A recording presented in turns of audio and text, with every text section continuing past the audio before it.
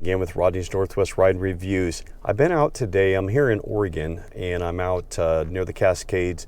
But we finally got some snow, and I wanted to get out here and kind of shoot you guys a quick video in the snow and give you an update on how the KO2 tires do. But I also wanted to give you kind of an update on the 2024 Tacoma. A lot of people have been waiting on them. If you're looking for a vehicle, and I'm going to back up for just a moment. So a lot of people have been looking for vehicles, but a lot of comments have been made about how expensive they are in comparison to the 2023 model. And yes, that is true. When you look at, like, for instance, the TRD off-road, the package for the TRD off-road last year, the package itself was around $4,000. Well, this year, it's going to be upwards of around $8,000.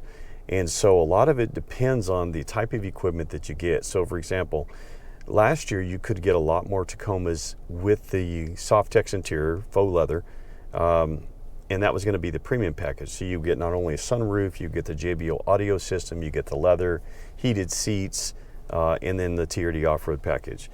Well, this year, what we're seeing a lot of is you have what they call a TRD off-road upgrade package. And so the upgrade package is less expensive. I think it's around $4,500 if I remember right.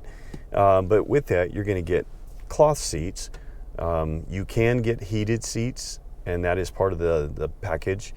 You can get the JBL audio system with the subwoofer, and they call it the Flex. So you have the additional speaker that's up on the dash that you can actually take out and use via Bluetooth with your phones or another device.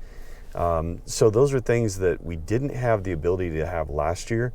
So they are kind of changing up the packaging. So yes, the vehicles are more expensive, but some of the features you can get on them this year, they're breaking up that packaging and adding additional options. Now, I've heard a lot of people comment about, well, the vehicles that I'm seeing are coming with features I don't want. And I get that. Unfortunately, they're hard to come by right now. What we have seen is the vehicles, like for instance the limited models and the premium packages, have started on the East Coast and are filtering their way over to the West Coast. So we haven't even seen an allocation for one in a premium package or a limited package. What we're seeing right now is SR5, TRD off-roads. We are getting some TRD sports, but none of them have the premium package. So if you guys are looking for those features, keep that in mind. Now, some dealerships will ask for a non-refundable deposit, and I wouldn't recommend that. Typically what happens is when somebody's asking for a non-refundable deposit, all they're trying to do is they're trying to hold you loyal to their dealership and wait for a vehicle to come in. If a dealership tells you they can order one for you, that is not necessarily true. Toyota is not designed to take orders, any special orders for vehicles. Now, dealerships can do what they call a preference. So a preference is kind of like a wish list. The dealership can put in a preference for you. They have to have an allocation. So for instance, if you were asking for a TRD off-road in a 6-foot bed, they would have to have an allocation for that. But then they could put in the preference, and as long as Toyota has everything that you're looking for, they may get that vehicle built. Now, sometimes when you do a preference, sometimes if there is a vehicle similar to what you're looking for, going into another dealership, they could revert it or divert it, I should say, and send it to your dealership and trade with one of the vehicles that dealership had coming in. So, like I said, it is a wish list. It's not guaranteed that it's going to get built.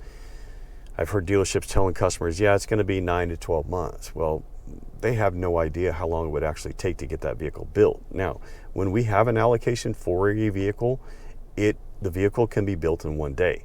When we see the allocation, it normally takes anywhere from about 30 to 60 days for that vehicle to arrive. And excuse me for a moment. Apologize, I'm just getting over a cold. So anyway, there is certain things that they can do. So for instance, if a vehicle was coming in that has all the equipment that you're looking for, but yet it's the wrong color, they can request to do a boss change. And a boss change can sometimes change a color, it could change the interior color, it can change some of the port installed options. But the only way that will ever happen is if the dealership can catch it in time. And what I mean by in time, usually when we see an allocation, sometimes the vehicle has already been built. We may see an allocation that's 30 days prior to it being built. So if they can catch it 2 to 3 weeks prior to the vehicle being built, they have a pretty good opportunity that they might be able to get that color changed.